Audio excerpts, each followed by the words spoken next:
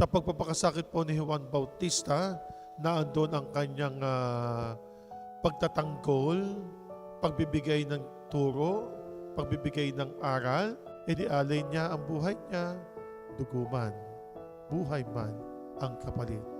Para lamang po sa turo at aral na binibigay po sa atin ng ating Panginoon Diyos. Tayo po ay maging masigasig sa pagdarasal, pananalangin, upang tayo gumawa ng mabuti. At hindi po tayo gumawa ng mali sa pamamagitan po ng mga salita, turo ni Juan Bautista na nagmumula sa ating Panginoong Diyos. Labis po ang ikinatuwa nito po ng ating Panginoong Diyos. Bakit?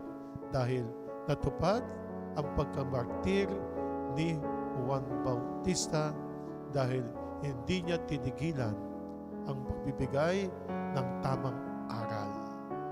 At sa ganung pagkakataon, pinandidigan niya, hindi niya binawi ang kanyang sinabi, bagkus kunin niyo ang aking buhay.